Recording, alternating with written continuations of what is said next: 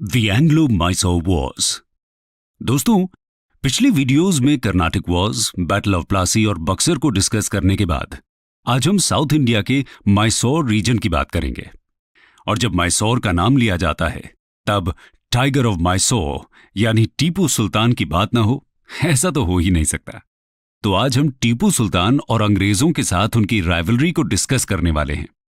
लेकिन उससे पहले हम उनके पिता हैदर अली के बारे में भी बात करेंगे और डिटेल में समझेंगे एंग्लो माइसोर वॉर्स को। एंग्लो माइसोर वॉर्स को डिस्कस करने से पहले आइए जान लेते हैं माइसोर किंगडम के बैकग्राउंड के बारे में। तो आइए शुरू करते हैं। Kingdom of Mysore. दोस्तों, 14th सेंचुरी से 17th सेंचुरी के बीच माइसोर विजयनगर एम्पायर का सबऑर्डिनेट स्टेट हुआ करता था। जब विजयनगर एम्पायर का डिक्लाइन हो जाता है तब बहुत से छोटे छोटे किंगडम्स इस रीजन में इमर्ज होते हैं। ऐसा ही एक इंडिपेंडेंट हिंदू किंगडम 1612 में माइसोर में वोडियार डायनेस्टी के अंडर इमर्ज होता है। 17th सेंचुरी में नरसराजा वोडियार और चिक्कराजा वोडियार के रूल के समय माइसोर की टेरिटरी का काफी एक्सपेंशन हुआ। इस एक्सपेंशन के बाद माइसोर की टेरिटरी में वेस्टर्न घाट से लेकर कोरोमंडल प्लेन की वेस्टर्न बाउंड्रीज तक का एरिया था। ये किंगडम बड़ा होता गया और फिर 1734 में यहां के राजा बने कृष्ण राजा वोडियार II। इनका इंटरेस्ट राज्य चलाने में नहीं था, इसलिए सारी पावर्स इनके दो मंत्री नजराज और देवराज के हाथों में थी। इसका मतलब था कि कृष्ण राजा वोडियार सिर्फ एक टाइट्यूलर हेड या पपेट बनकर रह गए थे। इसी समय हैदर अली एक हॉर्स राइडर के तौर पर माइसोर की आर्मी ज्वाइन करते हैं। हैदर अली पढ़े लिखे तो नहीं थे, लेकिन काफी टैलेंटेड थे। अपनी बुद्धि, बहादुरी और डिटर्मिनेशन जैसी क्वालिटीज के चलते वो माइसोर आर्मी में प्रमोट होते गए और आगे चलकर कमांडर इन चीफ बन गए। हैदर अली ने वेस्टर्न मिलिट्री ट्रेनिंग के फायदे को समझा और अपने सोल्जर्स को उसमें ट्रेन भी किया। फ्रेंच कंपनी के एक्सपर्ट्स की हेल्प से 1755 में तमिलनाडु के दिंडीगुल में हैदर अली ने एक कैनन फैक्ट्री भी लगाई थी। यहां से हैदर अली और फ्रेंच कंपनी के बीच अच्छे रिलेशंस की शुरुआत भी होती है। यहां तक कि कर्नाटिक वॉर्स के समय हैदर अली और उनकी बटालियंस ने फ्रेंच कमांडर्स जैसे कि ड्यूप्लेक्स, काउंट डिलैली और डबसी के अंडर सर्व भी किया था। लेकिन माइसोर में एक वीक रूलर होने की वजह से मराठास और हैदराबाद के निजाम माइसोर पर लगातार हमला कर रहे थे, जिसकी वजह से माइसोर पॉलिटिकली और फाइनेंशियली वीक होने लगा था। इस सिचुएशन में माइसोर को एक स्ट्रांग लीडर की जरूरत थी।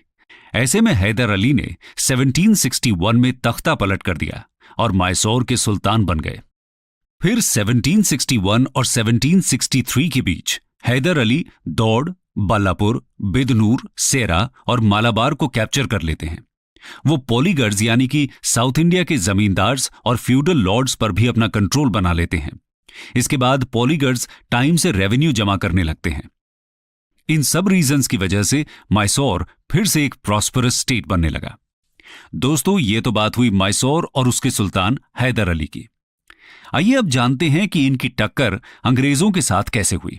बात करते हैं फर्स्ट एंग्लो माइसोर वॉर की। First Anglo Mysore war 1766 to 1769। Mysore के फ्रेंच कंपनी के साथ अच्छे रिलेशंस और हैदर अली का मालाबार के रिच ट्रेड पर control English east India company को अपने पॉलिटिकल और कमर्शियल इंटरेस्ट्स के लिए खतरा लगने लगते हैं। बंगाल के नवाब के खिलाफ बक्सर के युद्ध में मिली सफलता के बाद अंग्रेज हैदराबाद के निजाम के साथ एक ट्रीटी साइन करते हैं, जिसके अनुसार हैदर अली से निजाम की सुरक्षा करने के बदले में अंग्रेजों को नॉर्दर्न सरकार्स का डिस्ट्रिक्ट मिल जाता है। इसके बाद हैदराबाद का निजाम, मराठास और अंग्रेज हैदर अली के खिलाफ एक अलायंस बनाकर युद्ध करते हैं। लेकिन हैदर अपनी डिप्लोमेटिक एबिलिटी का यूज करके मराठास को युद्ध में न्यूट्रल कर देते हैं और निजाम को अपना एलाय बना लेते हैं। हैदर अली और ईस्ट इंडिया कंपनी के बीच वॉर कंटिन्यू रहता है और लगभग 1.5 years तक बिना किसी कंक्लूजन के चलता रहता है। फिर हैदर अपनी स्ट्रैटेजी चेंज करते हैं और अचानक मद्रास के सामने पहुंच जाते हैं। इससे मद्रास में कंप्लीट केओस और पैनिक की सिचुएशन हो जाती है, जिस वजह से अंग्रेज मजबूर होकर हैदर अली के साथ 4 अप्रैल 1769 को एक ट्रीटी साइन करते हैं, जिसे ट्रीटी ऑफ मद्रास बोला जाता है। ट्रीटी के प्रोविजंस के अनुसार वॉर में जो भी प्रिजनर्स बनाए गए थे उनको एक्सचेंज करना था और साथ ही कॉन्कर्ड किए हुए एरियाज को भी एक दूसरे को लौटाना था। इसके साथ ही अंग्रेज हैदर अली से यह भी प्रॉमिस करते हैं कि अगर कोई और मैसूर पर अटैक करता है तो वो हैदर अली को हेल्प प्रोवाइड करेंगे। यह प्रोविजन आगे चलकर सेकेंड एंग्लो मैसूर वॉर का रीजन बनता है। तो चलिए समझते हैं ऐसा क्यों होता है। Second Anglo Mysore war 1780 to 84। दोस्तों, 1769 में first Anglo Mysore war end होता है और सिर्फ 11 साल बाद ही 1780 में मैसूर और ईस्ट इंडिया कंपनी फिर से आमने सामने होते हैं। इसका एक रीजन था अंग्रेजों द्वारा मद्रास की ट्रीटी का वायलेशन। होता यह है कि 1771 में मराठाज मैसूर पर अटैक कर देते हैं और ऐसे में जब Haidar Ali East India Company से हेल्प मांगते हैं तो वो हेल्प देने से मना कर देते हैं। इसकी वजह से मराठाज मैसूर को बहुत ज्यादा नुकसान पहुंचाते हैं और हैदर अली को मजबूर होकर मराठाज को 36 लाख रुपए देने पड़ते हैं शांति समझौते के लिए। इस वजह से Haidar Ali British East India Company से बहुत ज्यादा नाराज थे। लेकिन कंपनी सिर्फ यहां नहीं रुकी, वो 1779 में मैसूर की टेरिटरी माहे पर अटैक कर देती है। माहे मालाबार कोस्ट पर लोकेटेड था और हैदर अली ने इसे फ्रेंच कंपनी को दिया हुआ था। माहे के थ्रू ही मैसूर को फ्रेंच से एडवांस्ड वॉर मटेरियल्स जैसे गन्स, एम्यूनिशन भी मिलता था।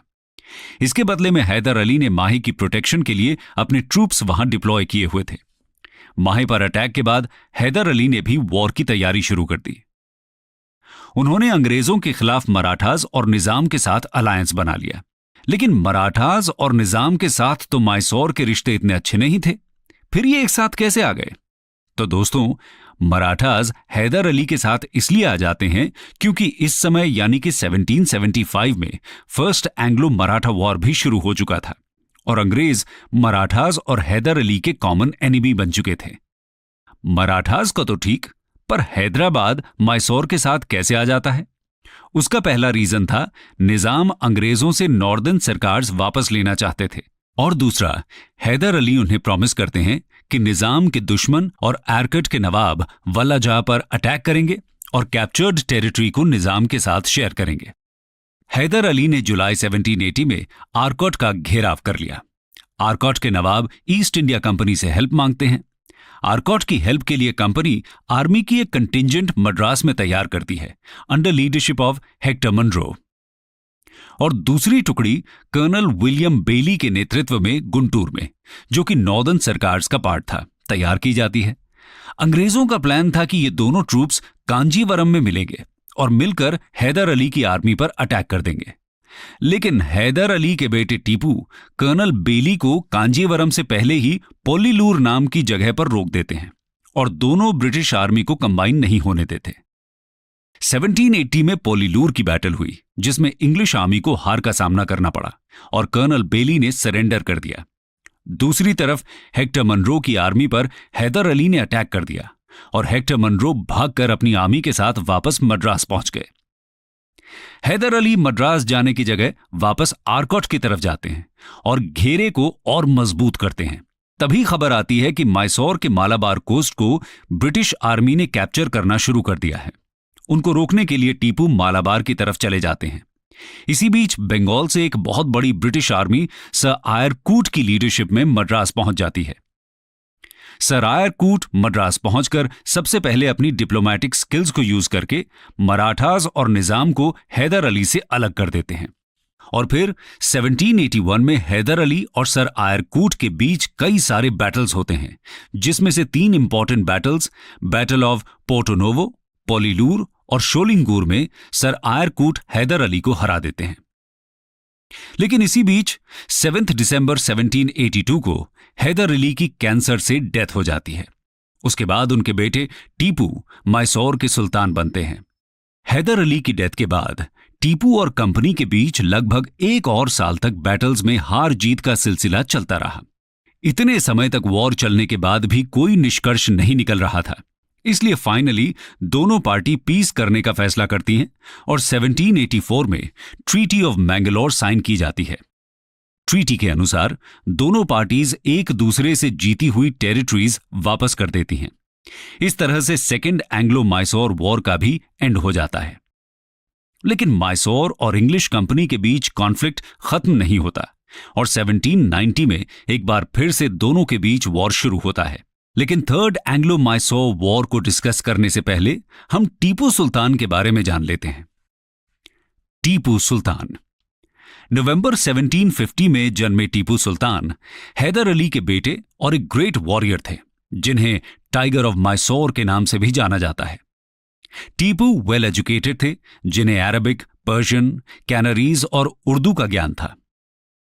अपने फादर हैदर अली की तरह ही टीपू भी एक एफिशिएंट मिलिट्री जनरल थे। वो अपनी आर्मी को यूरोपियन मॉडल के बेसिस पर ऑर्गेनाइज करते हैं। इसके साथ ही वो अपने सोल्जर्स को ट्रेन करने में फ्रेंच ऑफिसर्स की हेल्प भी लेते हैं। टीपू नेवल फोर्स की इंपॉर्टेंस को बहुत अच्छी तरह समझते थे, इसलिए 1796 में वो बोर्ड ऑफ एडमिरलिटी को सेटअप करते हैं। उनका प्लान 22 बैटलशिप्स की एक फ्लीट और 20 बड़े फ्रिगेट्स तैयार करने का था। इसके अलावा उन्होंने मैंगलोर, वजीदाबाद और मौलिदाबाद में 3 डॉकयार्ड भी बनवाए। Tipu Sultan science and technology के भी पेट्रन थे। उनको इंडिया में रॉकेट टेक्नोलॉजी का पायनियर माना जाता है, क्योंकि उन्होंने रॉकेट्स के ऑपरेशन को एक्सप्लेन करने वाली एक मिलिट्री मैनुअल लिखी थी। टीपू लैंड रेवेन्यू सिस्टम में भी रिफॉर्म्स लेकर आते हैं और माइसोर में सेरिकल्चर को भी प्रमोट करते हैं। उन्होंने एक स्टेट कमर्शियल कॉरपोरेशन को भी कमीशन किया था, यूरोपियंस की तरह फैक्ट्रीज सेटअप करने के लिए। हम कह सकते हैं कि टीपू सुल्तान एक एबल मिलिट्री जनरल के साथ एक एफिशिएंट एडमिनिस्ट्रेटर भी थे। उनका एक कोटेशन है कि to live like a lion for a day is far better than to live 100 years like a jackal. और अपनी लाइफ और डेथ में टीपू इसे पूरा भी करते हैं। तो आइए अब वापस चलते हैं टीपू सुल्तान और इंग्लिश कंपनी के बीच हुए थर्ड एंग्लो माइसोर वॉर पर। Third Anglo Mysore war 1790 to 92। Mangalore की ट्रीटी टीपू सुल्तान और अंग्रेजों के बीच कॉन्फ्लिक्ट्स को रिजॉल्व करने के लिए काफी नहीं थी।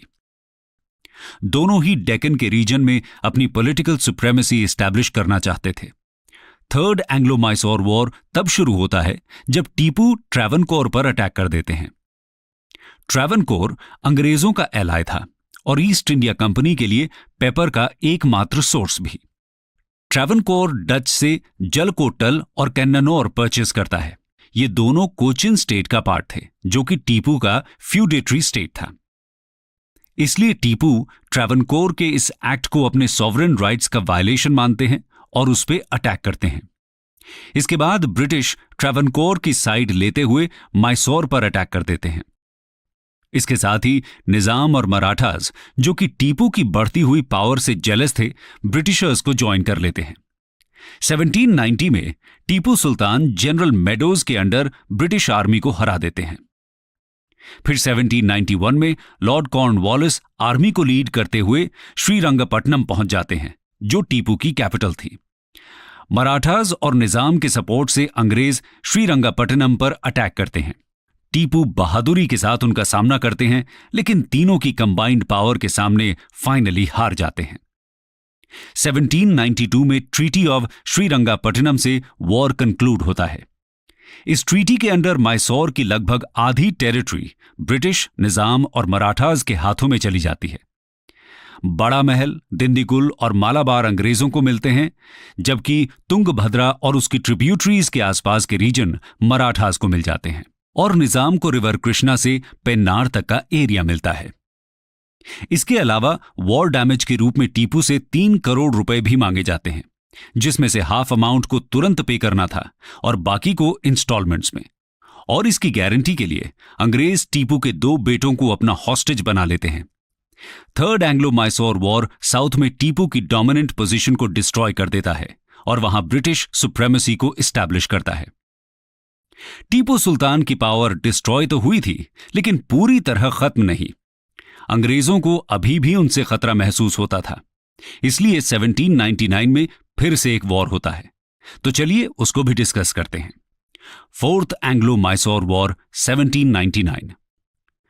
ट्रीटी ऑफ श्रीरंगापट्टनम में टीपू सुल्तान को काफी ह्यूमिलिएट होना पड़ा था, लेकिन फिर भी टीपू ट्रीटी की सभी कंडीशंस को पूरा करते हैं और ब्रिटिशर्स को वॉर कॉम्पनसेशन का बचा हुआ अमाउंट देकर अपने बेटों को भी रिलीज करवा लेते हैं। लेकिन टीपू को अपने ह्यूमिलिएशन का बदला भी चाहिए था, इसलिए वो 1792 से 1799 के बीच अपने सभी लॉसेस को रिकवर करते हैं और इसके साथ ही वो फ्रेंच ईस्ट इंडिया कंपनी से अपने रिश्ते अच्छे करते हैं।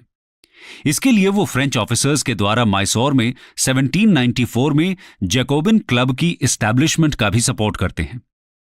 जैकोबिन क्लब फ्रांस की एक रेवोल्यूशनरी ऑर्गेनाइजेशन थी जो फ्रांस में मोनार्की की जगह रिपब्लिकन गवर्नमेंट चाहते थे। टीपू खुद भी जैकोबिन क्लब के मेंबर बनते हैं और श्रीरंगापट्टनम में ट्री ऑफ लिबर्टी भी प्लांट करते हैं और इसी समय टीपू फ्रांस के नेपोलियन बोनापार्ट जो इजिप्ट में कैंपेन कर रहे होते हैं उनके साथ कांटेक्ट करते हैं। वो उन्हें ब्रिटिश ईस्ट इंडिया कंपनी के खिलाफ साथ में मिलकर लड़ने के लिए इनवाइट करते हैं। इसके अलावा टीपू सुल्तान अपने एमिसरीज को अरेबिया, अफगानिस्तान, मॉरिशस एटसेट्रा भी भेजते हैं। उम्मीद थी कि यहां से भी उन्हें सपोर्ट मिलेगा और सब मिलकर ब्रिटिशर्स का सफाया कर देंगे। लेकिन अंग्रेजों को टीपू के प्लान्स के बारे में पता चल जाता है और 1798 में नए governor general Lord Wellesley India में आ चुके होते हैं। वेलेस्ली टीपू और फ्रांस के बीच बढ़ती हुई दोस्ती को लेकर काफी कंसर्न थे। टीपू की इंडिपेंडेंस को खत्म करने के लिए वेलेस्ली उन्हें सब्सिडियरी अलायंस की ट्रीटी पर साइन करने के लिए कहते हैं। जब टीपू सुल्तान ऐसी किसी भी ट्रीटी पर साइन करने से मना कर देते हैं, तब फोर्थ एंग्लो मैसूर वॉर की शुरुआत होती है।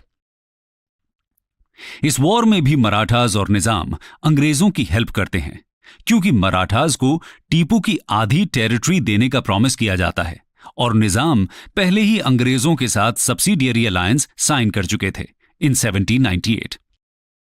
ये वॉर 17 अप्रैल 1799 को शुरू होती है और 4 मई 1799 को श्रीरंगापट्टनम के फॉल के साथ खत्म हो जाती है। टीपू अपनी कैपिटल को बचाने के लिए बहादुरी से लड़ते हैं और इसमें उनकी मृत्यु हो जाती है। उनकी पूरी ट्रेजरी पर अंग्रेज कब्जा कर लेते हैं। लॉर्ड वेलेस्ली मैसूर किंगडम के सुंडा और हार्परनेली डिस्ट्रिक्ट्स मराठास को ऑफर करते हैं, लेकिन मराठास उन्हें लेने से मना कर देते हैं। निजाम को गूटी और गुर्रमकोंडा डिस्ट्रिक्ट्स दिए जाते हैं और ब्रिटिश अपने पास कनारा, वायनाड, कोयंबटूर, द्वारापुरम और श्रीरंगापट्टनम को रखते हैं। इसके बाद जो भी मैसूर स्टेट में बचता है वो पुरानी हिंदू डायनेस्टी यानी कि वोडियाज के एक माइनर रूलर कृष्ण राजा III को दे दिया जाता है। कृष्ण राजा III अंग्रेजों के साथ सब्सिडियरी अलायंस भी साइन कर लेते हैं। कंक्लूजन। तो दोस्तों, आज हमने समझा कि कैसे मैसूर और इंग्लिश कंपनी के बीच लगभग 32 सालों तक कॉन्फ्लिक्ट चला और इनके बीच 4 वॉर्स हुए। इसके साथ ही अंग्रेज कैसे इंडियन स्टेट्स की आपस की राइवलरी का फायदा उठाते हैं, यह भी हमें एंग्लो मैसूर वॉर्स में देखने को मिलता है।